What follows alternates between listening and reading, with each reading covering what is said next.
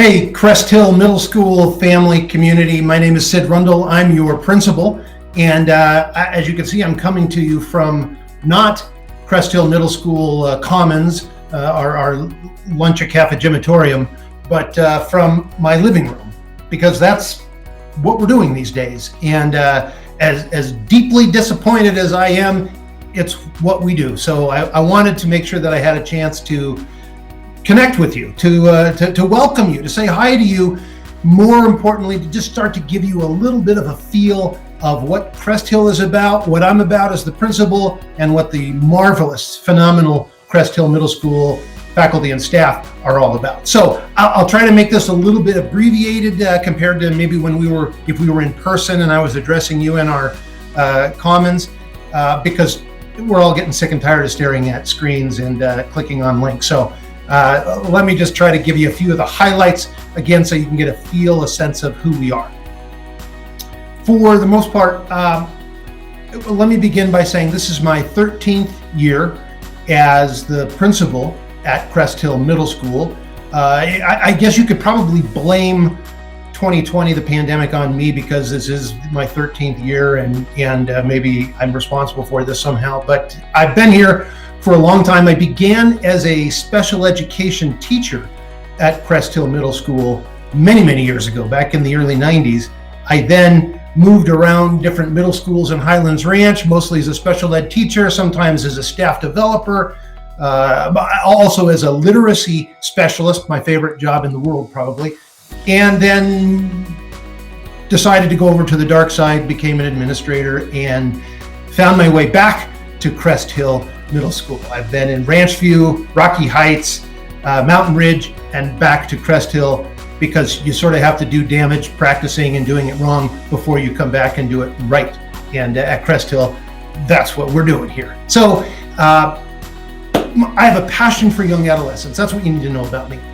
I'm deeply passionate about this age, 12 through 14, such a critical spot. It's quite honestly more of a calling for me than it is a job. I've always believed and often heard that people who gravitate towards middle school, young adolescent age kids and stay there are probably deeply flawed, maybe disturbed individuals. And that probably explains everything you need to know about me, but I love it. And I love this age group and your kids. They are goofy, they are quirky, they are precious, they are worthy human beings. They are becoming wonderful, fascinating adults, and I love having some input into that process. Let me give you a little bit about our school. Okay, Crest Hill Middle School. If you've never been here, you might have had another child who came up through our school. If so, why are you listening to this video? You've heard this all before. If this is your first time, let me tell you a little bit about our school. We're a school right now, changing demographics, changing neighborhoods, changing housing markets. We're a neighborhood school in kind of the older part of Highlands Ranch, Highlands Ranch neighborhood, of about 760 to 780 students. Now that's a pretty medium-sized middle school. It's not a giant middle school by any means. It is interesting to note we are only 2 grades. We only have 7th grade and 8th grade. About half our kids go to 7th grade or in 7th grade, about half our kids are in 8th grade. What makes Crest Hill so, I guess, different, so unique, certainly special, is because of our proximity and our location, we are the most diverse middle school, probably one of the most diverse schools in all of Douglas County School District. We have a tremendously, marvelously, richly diverse population, very nuanced with ethnicities and languages and abilities. Right now, about 32%, almost a third of our families identify as non-white, right? Whether that's mixed races, Black, Hispanic, Asian, American Indian, Hawaiian, Pacific, just a tremendous diversity, which makes us so much richer in terms of our ability to approach topics and conversations from multiple perspectives, and to have the richness of those cultures and languages a part of our natural classroom discussions. We have I guess my feather, not mine, the staff at Crest Hill, feather in our cap is we have for the past several years exceeded expectations, the highest rating you can get from Colorado Department of Education for our work with emergent bilinguals, or what are sometimes called English language learners. We do a tremendous job of supporting and carrying forward students that are emerging as competent English language learners and helping them continue to be academically successful and successful in learning English. Let me give you a couple other data points as well. We made all of the performance expectations that are available to make on CMAS, right? We didn't take it last year. I can't give you the most current data because fortunately with the pandemic going on, we chose not to do CMAS last year, but and are we going to do it this year? Your guess is as good as mine, but we don't have that data. But previous year's data that I can tell you a couple really important and meaningful data trends about our school. First off, we have scored number two out of all 9, right? So the second from the top, and we only missed it by a mark or two, as the highest performing middle school in all of Douglas County School District for English language arts for our 7th graders, right? Your kids that are coming next year. We do a phenomenal job at 7th grade with getting them literate, really pushing hard on writing as a scholastic habit, as something that will be a very important part of all of their continuing education, both high school, career, college, wherever it takes them. But even more to our pride, to our math teachers especially, our school has blown the competition away for multiple years in a row in 8th grade on our CMAS math scores. Nobody comes close to scoring as high as we scored on our 8th grade math scores. So obviously, even with our diversity and our focus on those areas, we continue to be a very, very solid academic performing middle school. Let's see, what else do I want to tell you? That in addition to academics, right? That's what school's fundamentally about. Middle school becomes even more about some of the other things: social skills, social awareness, community service. We are a full, comprehensive neighborhood middle school, right? Meaning we don't exist just for test scores. We don't exist just for meeting someone's model needs for STEM. We have lots of STEM. We have more STEM than most STEM schools. It's just that we pride ourselves on being a very holistic, well-rounded, whole child focused school. We have all of the performing arts. We have all of the sports offerings, clubs, student leadership opportunities, you name it, community service. We're very, very much about what your kid does, not just in the classroom, but what kind of human being is your child becoming? How are we developing the whole person? So let me just talk a little bit here briefly about middle school, because we hear the name middle school a lot, but what does that really mean, right? Many of us, if you guys aren't as old as I am, but many of us might have gone to, I certainly did, what was called a junior high school. And junior high school was just because it was when you were done with elementary school, you were essentially off to high school, but they just started it a little bit early and they called it junior high. Very much like in middle school, mixed classes, you went off to different places. We discovered back in the 60s and 70s that was not working very well for particularly high school freshmen. That the transition from elementary to high school was leaving a lot of casualties along the way. Kids were not having that intermediary step. Middle school philosophy began to emerge, and we wholeheartedly embrace it here at Crest Hill. It's very much what we believe, very much how we go about our business. It's the bridge between elementary school and high school, or if you will, from lunchbox to backpack, right? And then lunchbox to briefcase, even beyond that.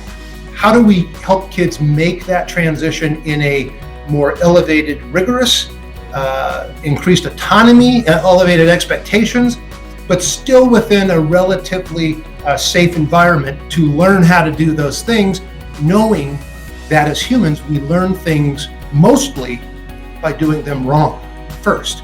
So how do we have a low stakes, safe environment to learn how to become more autonomous, more academically rigorous, more accountable to expectations. That's what middle school fundamentally is all about. I think it was Franklin Delano Roosevelt who said, we can't always build the future for our youth, but we need to build our youth for the future. Whew. Brilliant idea. That is an encapsulation of middle school right there. Elementary, we construct more of the variables and move things in place to meet the needs of our kids. We move things around a lot, which is the proper thing to do. High school, far less of that. Middle school, somewhere in between. We need to build our kids' capacity to navigate through these difficult challenges and not just, provide assured success, because nobody grows when the stakes are so that you never have to challenge yourself, push yourself, and grow a little bit. We'll talk a little bit more of that in a moment. Middle school is about building strong habits, mostly, right? Grade point average is not really coming into play yet. We want to start nudging our kids, so we have things like honor roll, and we look at those kind of things, but it's far more about building self-regulation and independence and identity formation, weaning away from the supports that have carried the heavy load, right? Putting a little bit more of that load onto our kids as they are becoming their own autonomous human beings, but not doing it in such a way that it's going to crush them. It happens not only in the classroom, it happens through our after-school sports activities, through our after-school clubs, our leadership opportunities, our musicals and plays and choir concerts, band and orchestra concerts. It happens in all of those ways. It also happens in interpersonal relationships. I don't know if you know this or not, but adolescents sometimes struggle with relationships. I know. I'm probably telling you some new information here, but we welcome that type of disorientation and that type of chaos as well, because that's where our kids grow. And we have the most amazing mental health and counseling supports I've ever seen in any school at Crest Hill, who very much embrace that idea of our job is to help our kids learn how to deal with their upsets, how to navigate difficult relationships, how to navigate disappointment, how to navigate rejection, how to learn how to be resilient. That is the secret of successful students and human beings. One of the constant elements that pervades all of what we know to be successful models of learning is just a very simple and elegant idea of a place where you know and where you are known. Right? What you're hearing me say is fundamentally schools are relational places. They're social places, which is why this whole video remote learning is not what we need. It's not what we want. It's not the end game. It's a poor substitute right now because it's what we have to do. But knowing and being known happens when we are face to face, knee to knee, human to human in a classroom learning environment. When teachers are with kids and kids are with kids, that's very, very much where the brain relaxes and where learning takes off. That's very much how I would describe what a typical middle school classroom is all about.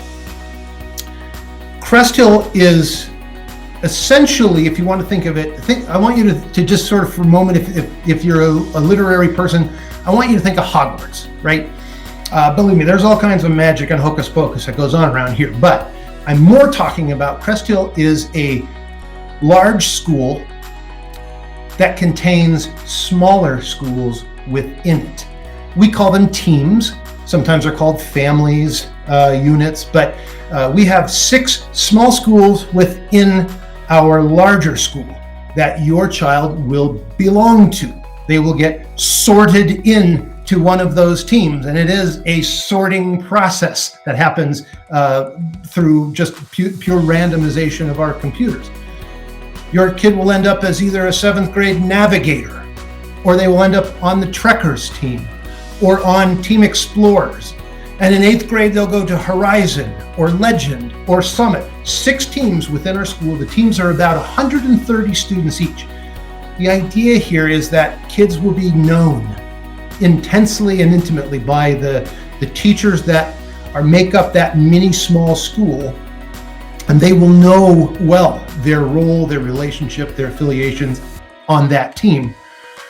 So our kids have that built-in sense of knowing and being known.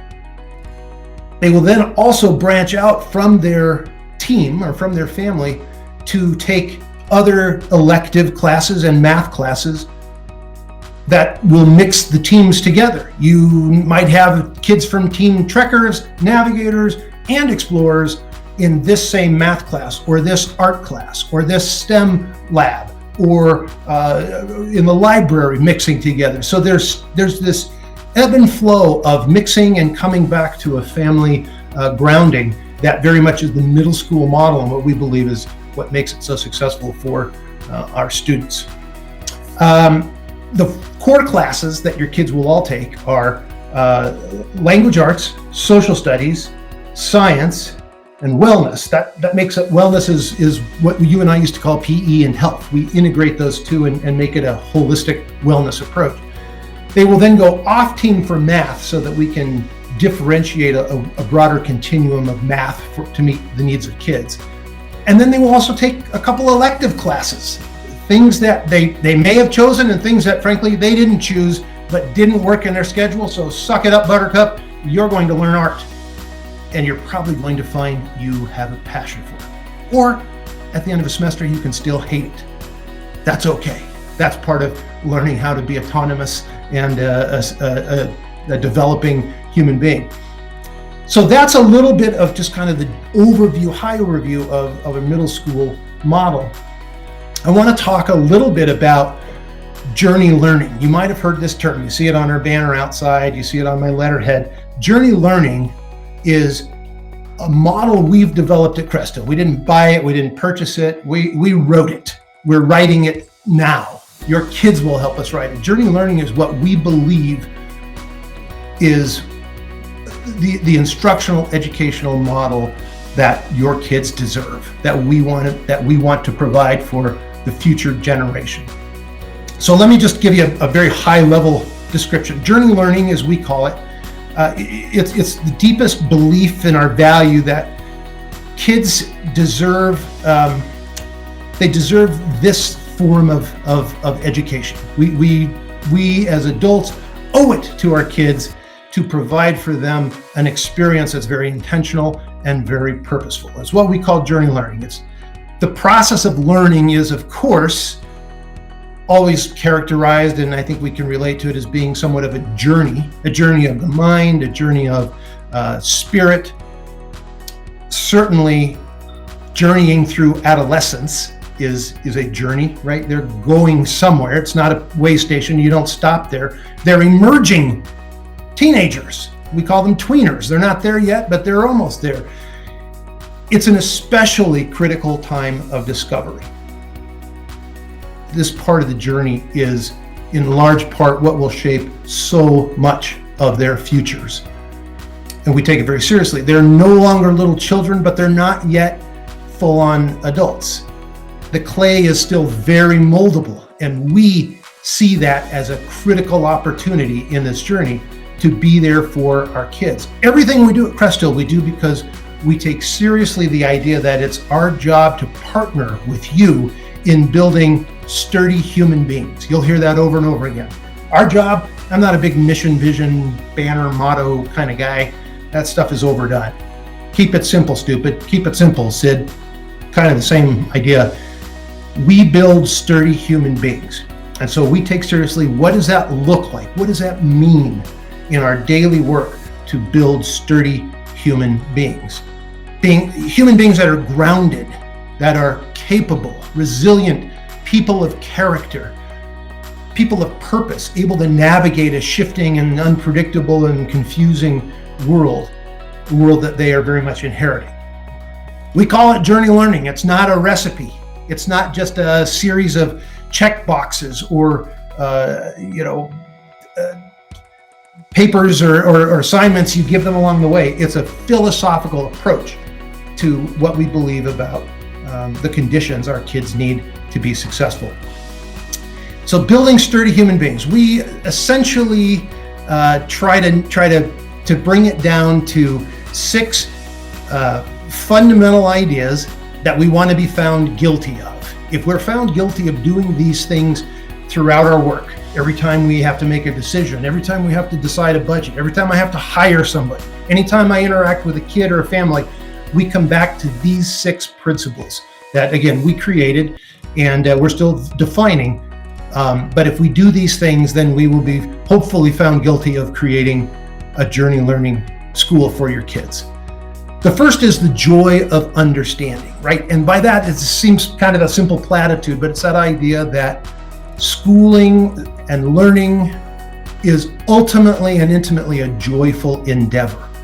If school is presented and approached as burdensome, laborious, and just something you gotta do, how can we hope to inspire the next generation that learning is the key to becoming a sturdy human being? So we try very hard to instill that sense of wonder, that sense of joy, that learning is a joyful endeavor first and foremost. It doesn't mean entertaining. It doesn't mean we believe we should entertain our kids constantly. Your kids need to frankly learn to be bored a whole lot more. But we should constantly be pointing out to them that as they are learning new capabilities, they should be experiencing an affective sense of joy and celebration as they see themselves becoming better readers, writers, mathematicians, scientists, artists, singers, musicians, you name it. So the joy of understanding. Second is the certainty of safety, right? I don't think there's any big mystery here, but we know absolutely, unequivocally, the brain's number one priority is first and foremost safety. Our brains are constantly scanning our environment, something completely we're unconscious to, looking for threat. Am I safe here? Am I safe emotionally? Am I safe physically? When the brain can verify that I'm okay here, I'm comfortable, there's not going to be a threat posed to my psyche, to my spirit, my personality, I can relax and breathe. We know that opens up the brain to phenomenal resources of learning energy. So we want to be very conscientious about creating conditions with the certainty of safety. The third is the gift of struggle, right? Sounds a little ironic at first, the gift of struggle. Well, we do believe that. You heard me talk about it a little bit earlier. When kids are prevented from ever experiencing struggle, right? I'm talking to some of you parents, talking to myself when I was a parent. When we too quickly intervene, when we too quickly rescue, when we too quickly solve our kids' problems or offer assistance or aid, instead of allowing them the gift of struggling through, we do terrible disservice to them. We disable them from developing those mental, emotional muscles that they absolutely need to become resilient human beings. So the gift of struggle is something we want to be found guilty of giving our kids the gift of struggle all the time. Opportunities to grow within the certainty of safety, which they will find to be joyful in the end, right? So that's how those first three elements of journey learning fit together. The next three are the power of disruptive abundance, right? A pretty simple idea that our kids live in a pretty deficit-focused world. What can't I do? What am I not good at? What am I not allowed to do? Lots of that deficit thinking. We believe in disruptive abundance. We want to disrupt that narrative that they attach to too easily and say, yes, you can. Give it a try. Be responsible. Sure, let's try that. That's a disruptive sense of abundance that I think really creates a very dynamic learning environment for our kids. After disruptive abundance is the practice of inventive irreverence, right? I'm not trying to teach your kids to become irreverent, but I do want to teach them to become irreverent to conventional wisdom, right? We do it because that's the way it's always been done, right? Just go along with the flow. Everyone's doing it. I want kids to be circumspect about that. I want them to be skeptical, and that's a form of irreverence. I want them to experience irreverent or inventive irreverence. How can I be inventive about the way in which I say, I'm going to think otherwise. I'm going to think differently. I'm going to think my own thoughts. We know that the best thinkers, the best entrepreneurs, the best socialpreneurs are people who think differently and don't just buy into the status quo because that's the easy way. So inventive irreverence. And the last attribute of journey learning is the wisdom of virtuous cycles, right? And that's where the rubber hits the road, executive functioning. Middle school success is about learning habits, virtues of well-worn practices that help me become a successful, sturdy human being. We spend a lot of time here at Crest Hill talking about how to use a planner, how to strategically plan out my homework load tonight, how to prioritize what assignments I need to get done first. Virtuous habits. Do I apologize when I've hurt someone? Do I practice the habit of patience, of delaying gratification? All of those things that we know are fundamental to being a sturdy human being, those are virtues. And we believe in this idea of virtuous cycles spiral upward, whereas negative cycles, vicious cycles, swirl downward, much like a toilet bowl, right? We want to be going the opposite direction. So that's a nutshell. That's journey learning in a nutshell. Sorry for being so brief about it. You'll hear a lot about it in the letters that I send out and write to you, and try to help define it a little bit more for us. All right. Lastly, this is the last thing I want to kind of talk about before I let you go click around some other links here. For your young adolescent, your future cougar, right? They might resemble some of these attributes and attitudes. And if not, well, have a good summer, because it's coming. Your kid right now might be blithely overconfident in his or her abilities in virtually everything. They might be certain of disaster and that catastrophe awaits them around every corner. Your kid right now might be unjustifiably arrogant, right? Certain of your tiresome and pedantic ignorance. Anybody hearing any of that coming from your kids?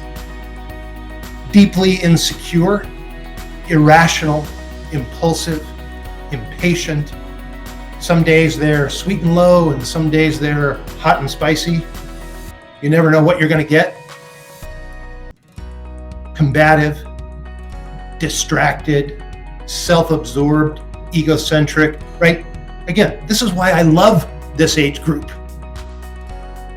What I'm trying to say is your kids right now are exactly like you were at this age, exactly like I was at this age.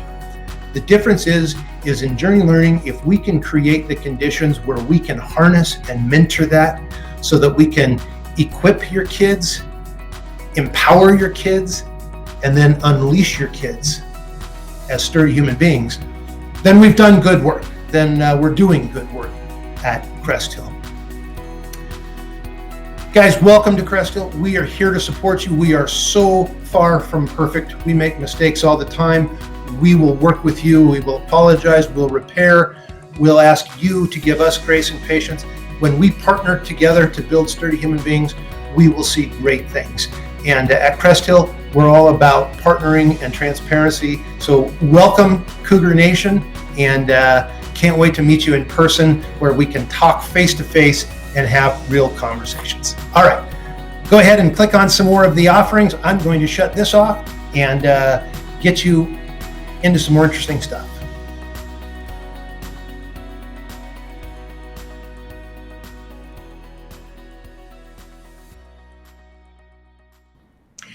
Hi, my name is Jennifer Alvarado, and I am an assistant principal here at Crest Hill Middle School. And with me is Mr. Brad Whittakis, our athletic director. And we are here today to talk to you about how you, the student, and you, the parent, can get involved here at Crest Hill. So we're going to start with Brad. Take it away. All right, Jennifer, thanks so much. Hey guys, welcome to the Crest Hill Middle School. For students that are watching, our future Cougars, and then obviously parents, we just really want to make sure that you feel overly excited. And I really mean that, overly excited about the brilliance that's going to be happening here during your son or daughter's middle school years. Jennifer and I want to open up by saying this. The most important thing that you hear is the research that speaks to kids that are involved after school do better academically, they do better socially, and they do better in their own mental and emotional health. Please hear that statement. Research proves that when Jennifer talks later about clubs and activities, when I talk about athletics, we're talking about it from the lens of setting our kids up for overall holistic success within their middle school years. So it's time to get involved. I'm going to speak on the athletic side, and then Jennifer will talk about the clubs and activities side. On the athletic side, guys, we have for your son or daughter, or for students that are watching, cross country, flag football, volleyball, basketball, wrestling, and track. Now, the great thing about our seasons is that nothing is meant to overlap. So everything will be mostly done in 5-week segments in which kids that have zero experience can try every single sport here at school if they want. And so the good news for you as parents and as students that are watching, it's time. It's time for you to choose to get involved. And our athletics programs are huge here at Crest Hill Middle School, and we want them and we want you to get as involved as you can with those. So if you're like, I don't know if I could do that, if I've tried that before, if I have enough experience with it, we want you to know that we have droves of kids coming out that have never played a sport. We have droves of kids that are coming out just being like, hey, I want to be a part of Crest Hill. And we have a ton of kids that leave our program saying, that was one of the coolest things that I've ever done. So hear me on this. As a middle school dad, as a lover of middle school, our athletics programs is where it's at for your son or daughter and for you 6th graders that are watching to get involved. So I highly encourage you to check out our athletics page right on Crest Hill's website. That will give you every single bit of information that you will need to do to get registered, to learn more about sports, to give you contact information for myself as the athletic director, for Jennifer helping us out as the admin liaison, for Stephanie Young, our athletics secretary. We just need you to know, get involved with athletics here at school. Now, Jennifer's going to talk about the clubs and activities side as a further way for you guys to continue to be involved. Thanks, Brad. And the cool thing is you can actually get involved in athletics and in clubs and other activities. You don't have to pick and choose. You could do them all if you can fit it in and still get your work done as well. And that's the fun thing about middle school. There are so many options. So clubs, we have tons of clubs here. This year we have clubs like Magic the Gathering. We have a meditation club. We have No Place for Hate. We have a club called You, Me, Us. We have so many options. And if we don't have the club that you're interested in, you can start a club. You just come talk to us about what you're thinking, and we find a faculty advisor for you, and you can start that club. So there's so many options there. Other ways to get involved in a performance. If you play an instrument, you could be in band or orchestra in a performance. But we also, even if you don't play an instrument or you aren't in drama, every year you can get involved in different plays that we do here on campus, and that's an after-school activity. So get involved as much as possible. That's important. Parents, how can you get involved? In addition to just coming and attending, watching the performances, going to the athletic events, we would love to have your help in a variety of different ways. What I do want to say is it's a little bit different here at the middle school level than in elementary school. We don't have as much need for parents to come and help in the classroom like they do in elementary school. Our needs are, we need chaperones for specific activities that come up. Maybe there's just a project that we need help on. We need people to come chaperone dances and activities that we do here. When we do plays, we need people to help backstage and help with tickets. And there's just so many different ways for you to get involved. We don't have a PTO, but you can get involved in the ways that I just talked about. You can also get involved in our school advisory committee, our SAC. You can attend, I already said that. There's just so many different things to do. So we hope that you as parents and you as students choose to get involved in all of the activities that Crest Hill has to offer, we are such a strong community here, and getting involved really solidifies that. And we would just love to have you here with us. Of course, we don't know what next year is going to look like. This has been a crazy year this year. So our hope is that we will be back to normal and you can be in our building working with us as much as you would like. So that's it for activities. If you have any questions, please don't hesitate to contact either Brad or myself or anybody else at Crest Hill. We'd be happy to help you. And we really look forward to seeing you when you come here next year, sixth graders. That's right. Go Crest Hill Nation, and welcome to the mighty middle school years. Yes.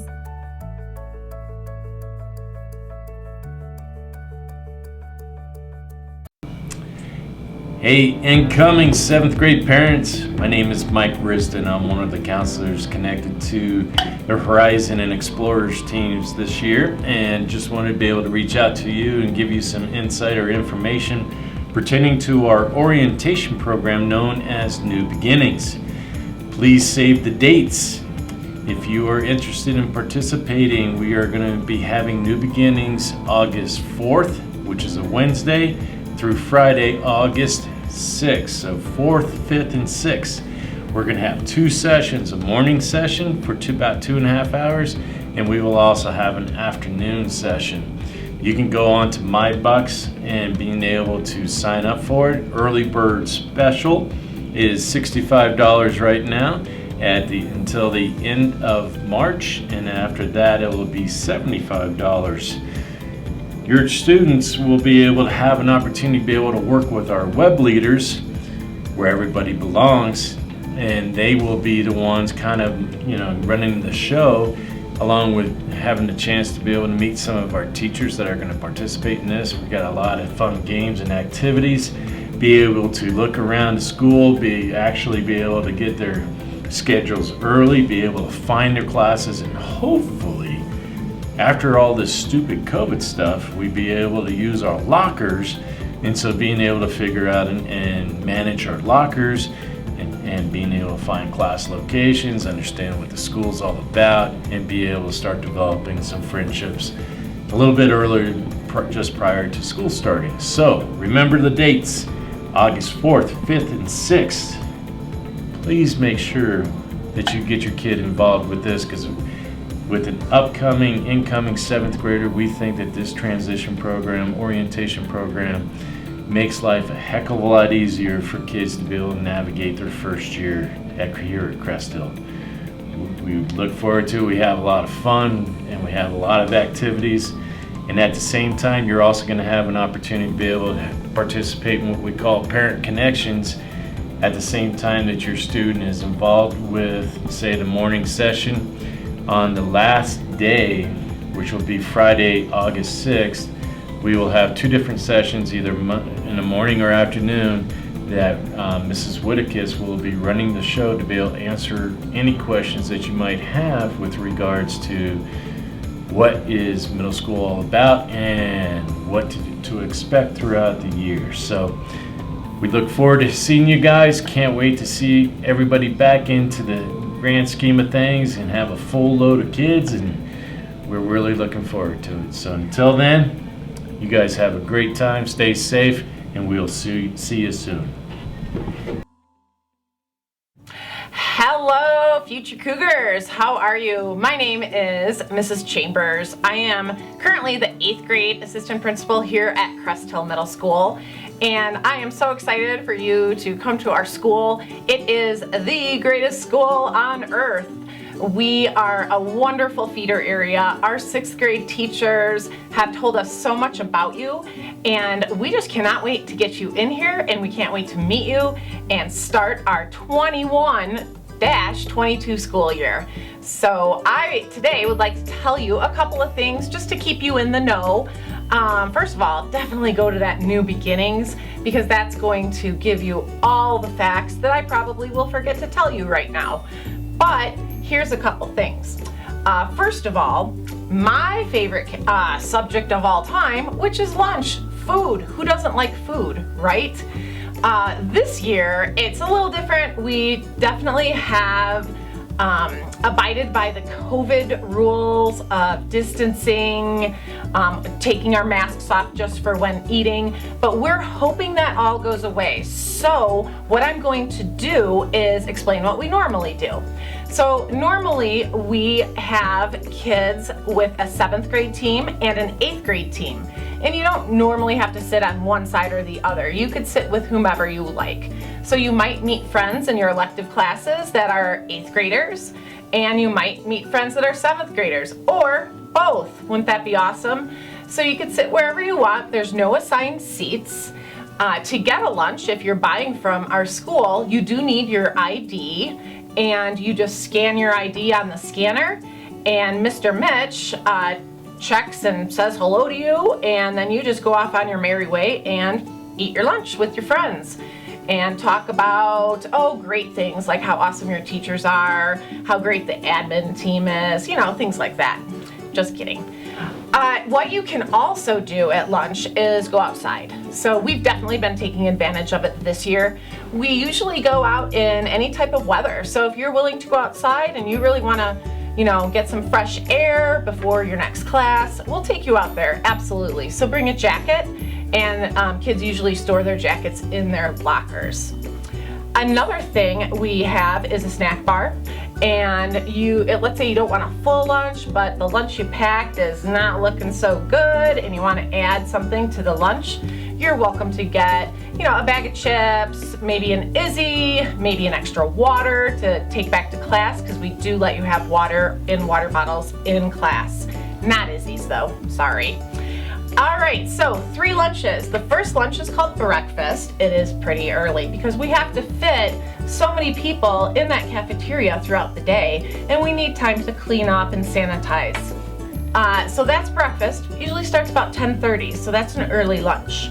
And if you get that lunch as a 7th grader, hopefully you'll get a different lunch as an 8th grader. Can't always promise that, but hopefully it works out that way. The next lunch is a true lunch at about noon. And usually that's the best lunch because that's kind of when you're hungry. And then the last lunch, we call it dinner. It's a little later, probably about 12:30-ish. So it is a little later in the day. So you kind of want to think about that in the morning when you're packing your backpack. Do you need to bring a snack because your lunch is too early? Do you need to bring a snack because your lunch is too late? So it's all about planning, using your planner, putting reminders in there, really kind of taking responsibility for your hunger, which is very important. Like I said, one of the most important things to me. Another thing that I'd like to tell you is about Cougar Challenge. And Cougar Challenge does happen during lunches. So in this video that you're gonna see for 6th grade, you might have seen someone named Mr. Risden. Well, Mr. Risden came up with this challenge competition between all of the teams, the 6 teams here. And Cougar Challenge does happen at lunch. It could happen outside. We had a watermelon relay contest in the past. We had hanging donuts on strings. By the way, Mr. Rundle says he won, but I think I won, but I let him have it. Really, really fun stuff. Even trivia and also music trivia, which was my favorite because Mr. Risden played all the old people music like Madonna, Rolling Stones, Tina Turner, and I knew a lot of them. And also the kids were introducing me to all their music. So it's kind of fun. It's a great way just to bond as a team and also compete with the other team. So that's usually 7th grade versus 8th grade. Now you might think an 8th grade team would always win Cougar Challenge during lunch. Guess what? Horizon took the trophy last year. They have a huge banner in the lunchroom and it says Team Horizon and it says the year that they won, which was last year, our first year of doing these Clash of the Cougar challenges. And they are pretty proud of that. And what did they win, right? Like, did they get money? Did they get like ice cream sandwiches? Did they get a pizza party? Did they get a donut party? I think they got bragging rights, which is way more than that stuff, right? It's not about the material things. It's about what you did and, that feeling of accomplishment and and winning, right? Just kidding. I think we should throw them something their way this year, right? Because they're 8th graders this year. No one's really reminded me of that though. So, maybe I'll have to remind them that Mr. Risden owes them something, huh? All right, so last thing that I'd like to tell you, it's really more for your parents.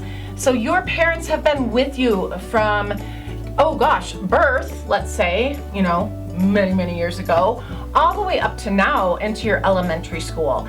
And there is no way we are gonna put the brakes on that. We want your parents involved. I know we're just a 2-year school and we're just a stepping stone for high school, but we're so much more than that. We are where you guys are really gonna go from kids to young, responsible adults. When you leave here, you'll be driving in sometimes a year and a half. So really, these are 2 super important years for your parents to be involved. So please help them be involved. They don't have to go to class with you. We don't have Valentine parties, darn it, or things like that. But we do have things where they could volunteer. They could help out, bring some snacks for a dance. They could also be part of our SAC committee, which is our school accountability committee. And Mr. Rundle meets with a few parents who have, president, secretary, vice president roles, but anyone from the community. In fact, you don't even need a student to be here to be part of SAC, and all are welcome in that committee. So we are always looking for parent volunteers, and if a parent has an idea of how they could be more involved, come on in. We're open. We are listening. We want this to be a community. We want to build. We just don't want this to just be a pathway to high school. We want these to be memorable years. I know sometimes movies and social media, they give middle school the impression that it's horrible, and oh my gosh, thankfully I made it through middle school. I remember middle school myself, and there's even novels and books. But we want you to be involved here, and Crest Hill is just an amazing school. It's not like the movies. It is crazy sometimes though. We're definitely hopping. I mean, we've got a lot of young kids in the building, so the energy is high and the energy is good, but that's what we want. We want kids to enjoy being here every day. A couple of things though, if you do need to contact how you could get help for your child, or how if you need support with your family. And this year, boy, have we really heard from our community, and we are doing the best we can. It's been a tough year with this COVID, and we miss our kids being here all the time. We are really looking forward to next year and hoping that we get to see everybody every day. So this year, we're tested on how we can support the community, and it is working out really well. So here's what's available to you. First and foremost, your student. Check in with them every day, because they're here. They could help support you in understanding what happens in school or understanding what's happening with them. So definitely have some check-ins. And you can do it on the sly, parents. You don't have to have like an appointment in the planner, things like that. Maybe when you're making dinner together or driving to basketball practice or hockey or dance, you can throw in there some conversations, ask them how they're doing. Just so you always know how your kid's doing and what temperature they're at. Not necessarily temperature, but how they're feeling about school and how things are going. Because this is also a time where they're choosing friends, they're choosing who they want to hang out with, what their character will be, important things like that. The next person that's really important to you would be our counseling mental health. They are phenomenal. They are some of the best people, that I've ever met. They are open, caring, they will help you. They have helped us. I've seen the success we've had. They also have resources that they can connect your family with, and all kinds of stuff. Our district really does wrap around our community, and especially Crest Hill. Another person is their teachers. They should have 7 teachers, maybe even more if they're taking a semester elective. So they'll have different elective teachers second semester, or they may have a 1-year elective. But they will definitely meet throughout their time here through coaching, through clubs. I hope you hear about the clubs through this video too. But they will definitely meet at least 20 adults in the building. And we always do a litmus test with our staff. We make sure and we survey the students, and we make sure there are at least 1 to 2 adults in the building that are their go-to and are their person where they feel safe with, and that they feel that they can talk to that teacher, that counselor, that admin, that person, their person, privately, and they can also share how they're doing and if they need help.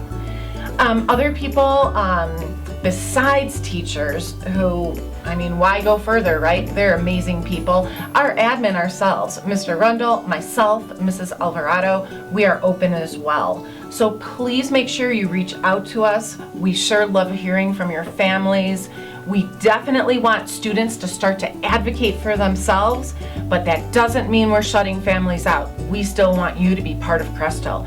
You are our community, along with your student and along with even community members who don't have students here.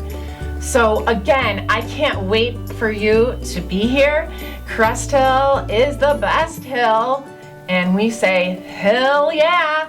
We love Crest Hill, and we hope you do too. Start buying that Cougar swag, start getting those red shorts and black shorts. We're red and black, we're the Cougars, and I can't wait to see you next fall. Hi, Crest Hill Middle School incoming 7th grade parents. We are so excited that you are here with us. My name is Heather Whittakis. I'm a counselor here at Crest Hill. Hope and I have done this presentation now 37 times because we keep screwing it up and then we keep laughing. So we're going to plow through it this time and hope that you guys get something good out of this. This is my 25th year in education. All of those 25 years have been in middle school. I started off for the first 3 years in Vail teaching band, and then taught wellness at Castle Rock Middle School for 17 years before coming here. And middle school, I know Hope agrees, is the best. It's the only place I want to work. These kids are crazy, awesome, amazing, weird, and we love them. So we're really, really excited to get your kids up here next year. Hi everyone, I am Hope Ebel. I'm one of the other counselors at Crest Hill. This is my 11th year in education. I was actually a math teacher for 8 years before I became a counselor, all at the middle school level. So one of the things that we're going to be talking about today is what Crest Hill counselors do. There are 3 counselors at Crest Hill, myself, Heather, and then we also have Michael Risden. And the big thing that we do is we work to connect with all students to deliver emotional, social, academic, and postgraduate counseling. The key word there really is all. We are here for all of our kids, not just a particular type of kid, but we're here for all of them. We deliver classroom lessons, we facilitate small groups. We will meet individually with students when requested by a teacher, a student, or a counselor. We help students who might be struggling. We also attend weekly team meetings with teachers, and we collaborate with administration and parents. We are here to help. So another thing we wanted to mention was our course selections. Course selections were due online through parent or student portal in Infinite Campus back on February 12th. So those should all be in by now. We're really excited to get your students in the classes that they chose. Keep in mind that we make every effort possible to get kids in at least 2 of their top 4 choices. But because a lot of classes are very popular and things fill up quickly, there is a possibility that they might not get a class that they requested. This happens a lot, but a lot of times this is actually a blessing in disguise. Many times students find classes that they didn't originally pick can be their favorite class. So just keep that in mind. We try our best, but we aren't able to make classroom changes after selections have been made. So what are electives and exploratories at Crest Hill? Your son or daughter's core classes will be chosen for them. Just a reminder that core classes are math, language arts, social studies, science, and wellness. Wellness being a combination of health and PE. All of those classes are chosen automatically for your child, regardless of, so even if a student is taking like an advanced language arts or an advanced math class, those will all be put in the computer for them. They do not have to select those in any way. The only thing that they had to select was electives or exploratories. The difference between electives and exploratories are that electives are year-long, examples being foreign language, choir, band, orchestra, and yearbook. We have 3 foreign languages at Crest Hill. We have Chinese, we have Spanish, and we have French. And then also I did want to mention that at Crest Hill, when you take a foreign language, you take a foreign language in 2 years. You take, for example, if you're taking Spanish, you're going to take Spanish 1A in 7th grade, and in 8th grade, you're going to take Spanish 1B. 1A plus 1B equals all of Spanish 1, and that means whenever you get to high school, you can start taking Spanish 2. So just keep that in mind. At Crest Hill, you need 2 years to get a whole year of language, and we divide all of our languages up into 1A and 1B. We also have exploratories at Crest Hill. Those are semester-long classes. We have drama, consumer family studies, multimedia, STEM, digital design, and art. And just to say that, so some students will be taking, if they take 2 electives, so if they take 2 year-long classes, they're only going to have 2 of those classes. However, if they're taking all exploratories, they could end up with 4 classes. They could end up taking, for example, drama and consumer families the first semester, and then second semester, multimedia and STEM. So the number of classes that you have depends on if you're taking exploratories or electives, or you could do a combination of both. If your student does request a elective, that is very hard to change. So just keep that in mind. So I'm going to go on ahead and talk about teams. Teams is a big part of our culture at Crest Hill. Every student will be on a team. And how do we choose teams? Teams are chosen randomly. There are 6 teams at Crest Hill, 3 7th grade teams, and 3 8th grade teams. Some educational plans do require a specific team, but for the most part, our students are just randomly placed on teams. Next year, they're either going to be on trekkers, navigators, or explorers, because those are our 7th grade teams. It is important to note that once a student gets on a team, we aren't able to change the team later. Occasionally students will say, well, all of my friends ended up on another team. Can I please change teams? Where that is just not possible because of the way that we place our students. However, they're likely going to have at least someone that they know on their team, even if it isn't their closest friend. And we do have students who start Crest Hill not knowing anyone because they're just brand new. They don't know a single soul in the school. So it's just important to note, we will support students if they're struggling and they're worried about not having friends. That happens every year, and we have lots of different ways that we help connect students so that they make sure they make lots of friends on their team and feel very well connected. And I think that's all for this slide. Okay, now we're going to move on to some quick CMS facts. We have here some of the things that tend to cause parents and students the most stress and anxiety as they get ready for middle school. A lot of times, if you've had an older sibling come through Crest Hill, you kind of know how some of this stuff works, and it's not quite as intimidating. But if you're the first kid in the family to go to middle school, sometimes this can be a little worrisome, and we just want to provide you some peace and some calm about some of this stuff. So the first one is passing period. Kids have 5 minutes for passing period. That is 5 minutes to go to the bathroom, get a drink, go high five their friends once COVID is over, and to talk to their friends, get stuff out of their lockers. They have plenty of time to get from one class to the next. Many times their classes are like 4 feet apart because we have them all teams are next to each other in the halls. However, if a kid's going from math or an elective to their next class, it might be a little bit longer of a walk, and they might need all 5 of those minutes. Kids will get a copy of their schedule at the beginning of the year. And I would say that it usually takes kids 2 to 3 days to learn their schedule to the point that they're ready to throw their schedule away. They don't need it anymore.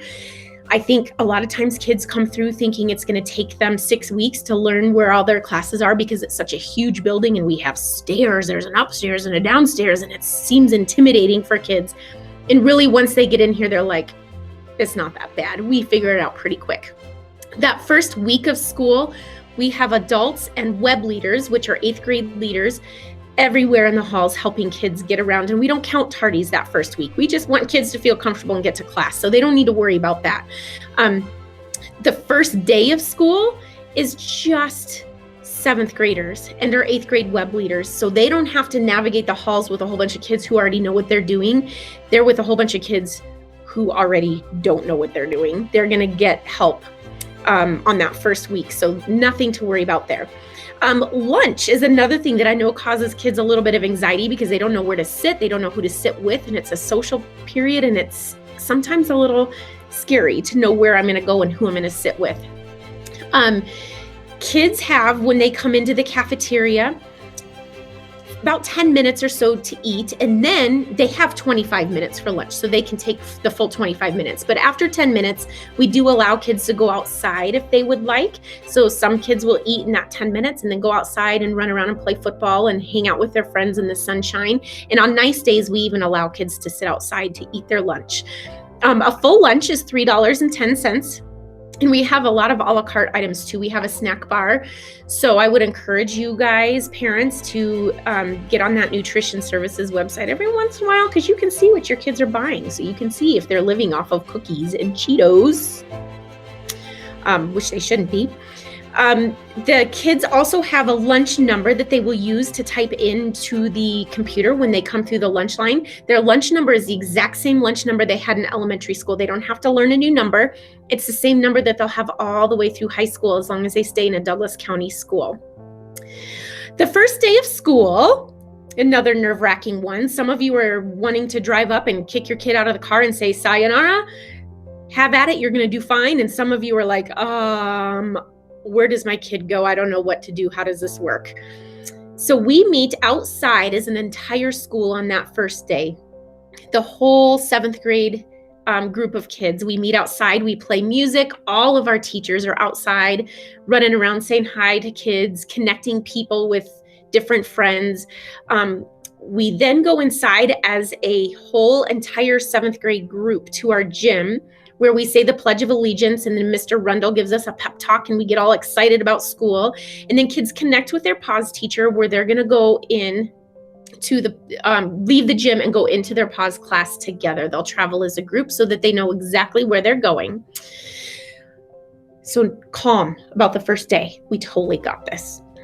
The last thing we want to talk about is the portal. Infinite Campus. This is going to be used a lot differently than it was used in elementary school for you guys. And those of you who have older kids know that this looks a little bit different than it does for elementary school. Elementary school, basically you're checking the portal once a quarter, or right, once a quarter to check your kids' grades. Now it's a little bit different where our teachers' grade books are live on the portal. So once a week, we recommend you have your kid sit at the kitchen table while you're cooking dinner and log into their student portal. The student portal and the parent portal will allow you to see the exact same things and check grades. See if there's any missing assignments. Check out how they have been doing on assessments in each of their classes. Take 20 minutes and go through those together. There is also an app. That's how I check my son's grades, is on the app. But I caution you about the notifications. When my son first started middle school, I had those notifications turned on and it was dinging at me 34 times a day. And I was like, oh my gosh, it was stressing me out so bad because I'm like, he has a test. I didn't know he had a test. What did he get on his test? Once a week, check through those grades to see how they're doing. You can also check attendance on there to see if they're tardy to classes or if they've been absent to classes. All of that stuff is stuff that you can see on the portal. So you will be using it quite differently than you did in elementary school. What will the portal look like? Well, each student is going to get 2 grades now for each class. So for instance, this is a social studies class. They're going to get a grade for content knowledge and they're going to get a grade for work habits. content knowledge is going to be them meeting the standards, period. Are they meeting the standards? Do they understand the standards-based content of this class? Work habits is going to be more, are they turning in their work? Are they paying attention in class? Are they participating? Are they coming prepared? Things like that.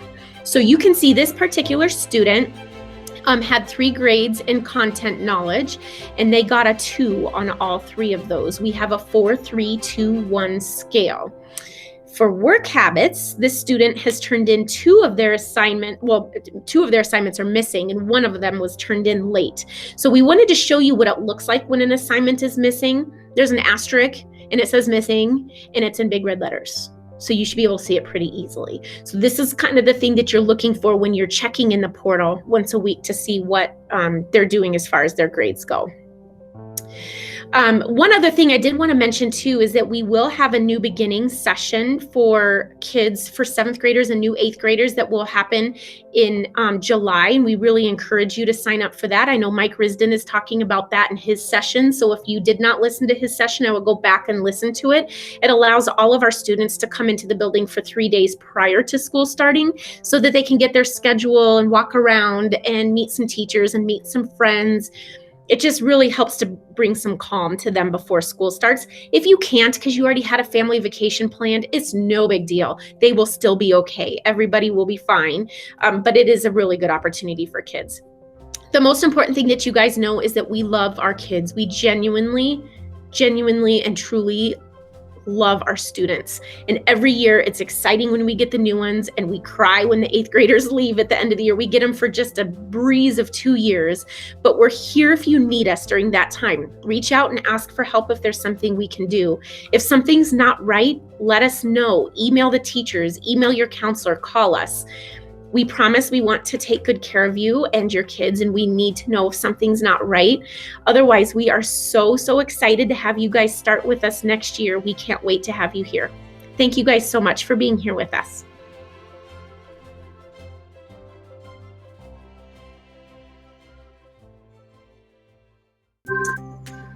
Good evening, everybody, or good morning, good afternoon. I guess it depends on when you're watching this. This year, it's a little different. Because we cannot have really a huge crowd in our building, really other than our students, which is only half of our kids at a time, we are doing 6th grade parent night virtually. And I get the honor of doing my shtick, so to speak, with our school nurse. Denise Shore is going to be joining me here shortly. And she is going to share some really important information that you need to know as you're preparing for your 6th grader to become a 7th grader and a proud member of the Crest Hill Middle School community. So without much ado, I'm going to go ahead and dive in and first of all tell you a little bit about myself and introduce myself, and then Denise, maybe you can hop in and introduce yourself. And then I'll come back and share some information, and then we'll go kind of back and forth with this. So my name is Mark Wakefield, and I am my official title is Professional Learning Specialist. And I have been at Crest Hill now, this is my 23rd year. And I have been a social studies teacher for just about half that time, and then doing a support role where I support teachers and staff and instructional technology, and have actually been doing this for 12 years now and have loved it. And so I'm going to share a lot of things on school technology and other things that are important along those lines. I'm going to hand it over to Denise, and Denise, can you introduce yourself? Hi, I'm Denise Shore, and I am the school nurse here at Crest Hill Middle School. And this is my first year working here at Crest Hill, so it's been quite an interesting year to start working in school nursing during a pandemic. But if there is one place I'd want to be, it's definitely here at Crest Hill. I did work in a hospital. I worked at Skyridge Medical Center before, and I do have a previous teaching degree. So I'm not, my background doesn't stray too far from the school. But that being said, what am I going to say? Oh my gosh, I just blanked. Just talking about why I'm here, Chris. I'm just excited to be here because both of my boys attended Crest Hill, so I'm very happy to be here. I don't have quite the resume that Mark does, being in this building, but I love being here. So I'm here as your resource for your children and any health and medical needs. Well, Denise, I don't know if it's necessarily a resume as long as they don't have to graduate from middle school. So I've been here for a long time. Well, thank you. And as you guys watch, we're gonna do this in one shot. Denise and I did not get to practice at all, but you may notice that we're wearing our Crest Hill swag, and and we represent Crest Hill. We hope well and very proudly. So, I want to just tell you really a couple quick things about life here at Crest Hill. The first one, and this is an easy one, is that 3 years ago we went with a no cell phone policy, and what that means is from 7:30 until really the end of the day when kids leave, they should have limited access, meaning they should not be on their phones really much at all. If we have our lockers and we use them, they'll probably keep them there, or if we continue with our backpacks as we have been this year, they keep them tucked away. Some teachers ask kids to take them out to use them for activities and schoolwork and so on. But otherwise, we keep it pretty limited. We just find that phones get in the way of socializing and interacting, and they're a huge distraction during the day on so many levels. And so just be aware, if you bring a phone to school, it needs to be tucked away. The other part I want to share with you is a little bit about what we have going as far as technology here at Crest Hill. I'm going to go ahead and present a screen showing you our Crest Hill website. I'm going to just walk you through very quickly a couple of things on that website. One of the best places to go is under Families and Students. There is a, let's see, it got moved apparently, but I'm going to show you first the one-to-one device and the bring your own device page, and this one's kind of an important one. Here at Crest Hill, we don't require students to bring their own computer, but we strongly recommend it if you have one.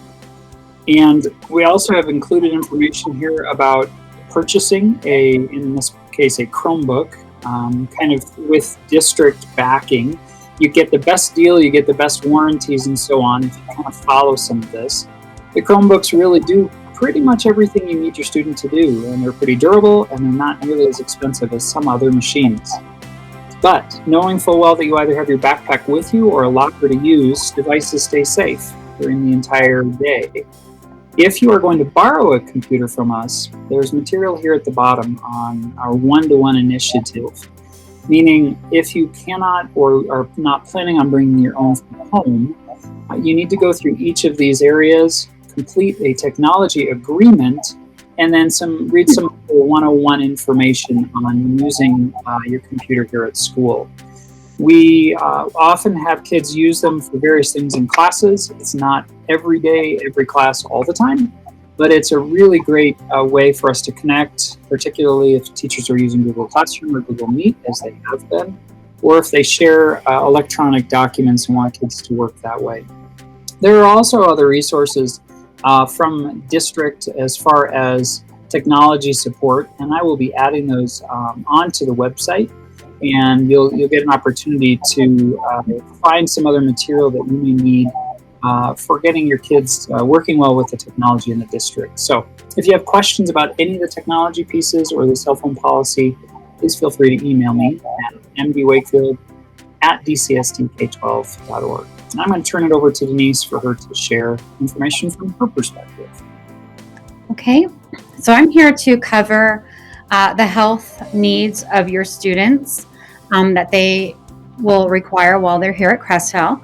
I realize that it's been a very crazy year living through a pandemic, and that it's been very difficult to get your kids their annual doctor appointments for their well check visits. But it's really important now more than ever that we do our best to get our kids vaccines completed. Getting vaccinated is required by Colorado law, and it's very important for school readiness and keeps our children from catching and spreading diseases that can make them sick. Please note, like I said, Colorado law requires that students who attend public, private, or parochial schools Kindergarten through 12th grade need to be vaccinated. Otherwise, I will need a medical or a personal exemption to keep on record. And the other thing is that in the next few months, I will be sending an email to all incoming 6th grade families about what needs you may have regarding your health concerns. These concerns may include medical conditions, life-threatening allergies, asthma, and any medications that you might want us to administer to your child while they're here during the school day. So something to keep in mind as you start scheduling your child's well-check appointments is that we do need new orders and exemption forms every school year. So keep that in mind when you schedule your appointments. And our school year runs July 1st through June 30th of the following year. So that would be July 1st, 2021 through June 30th of 2022. But like I said, I will be sending you an email with all of this information, and then I will start chasing after you to get this stuff done. So, and in the meantime, if you have any questions, feel free to email or call me. Awesome. Thank you, Denise. I know we're supposed to keep it to 5 to 7 minutes. I don't know if we're going to be able to do that, but we're getting close, I'm sure. Denise, real quick, before we kind of close it out, what's a memory that you have from middle school or something that you see that would be exciting to share about kids coming to Crest Hill Middle School? Well, when I was asked this question and I reflect on my own middle school experience, I remember it being very chaotic. It was just crazy. There was no organization, rhyme, or reason. And, you know, that was a long time ago, of course. But one of the things that I loved about Crest Hill, and my oldest child experienced this, and that's why I'm so fond of this building, is just how organized it's run, how amazing this team is, and how great they work together. And ultimately the leadership that's here through Sid as the principal. It's just an amazing building, an amazing community, and I could not wait to be a part of this team. So I'm very excited to be here, and I feel that your students are going to do so well because it's just such an easy environment to accommodate to. So wonderful. Well, thank you. That's, yeah, good words. I like that idea of not being chaotic. I mean, life is a little crazy enough as it is. It's nice to have some. Most people don't think middle school and not chaotic go together, but I can see exactly why you'd say that. Yeah, for me, and I would agree with you, I want to share this picture with you. This is a picture from my middle school back in Wellsburg, West Virginia. I actually was back there last summer, and my brother is standing on the hallway, and we actually got into the building, and they don't have students there anymore. They use it for administration. But it was a real treat to go back. The lockers have not changed color. It's exactly the way it was when I was there a few years ago. But I remember in some respects, like what you're saying, Denise, of not feeling kind of that ordered sense. Our middle school felt just like a June pie. And sadly enough, it didn't feel like a lot of community within community. And that's what I love about Crest Hill. Even though we're a big community and we feel tight, having our teams within the community for academic teams is so powerful. I love it that we have that, and it's such a gift, the way that our building is organized and so on. So yes, parents and hopefully 6th graders who are watching this, I think you will feel very, very welcome from the first time you step in the building, and every time you are here. It's such a welcoming and joyful place. I think maybe those are some good descriptive words. Oh, absolutely. Yeah. It's a fabulous place. Love being here. Yep. And we have not been paid or given cookies or chocolate or coffee to say this. So I just know that. Well, if you have questions, please let us know. Our names are listed on the staff contact on the website. And you're more than welcome to call the school if you have any questions you want answered in person or from an actual voice as opposed to an email. So thank you very much, Denise. Thank you for participating. Thank you for guiding me through this. It's good. It was good. And we look forward to meeting your kids and seeing all of our families and students in person very much so in the near future. Thanks, you guys. Thank you. Look forward to seeing you.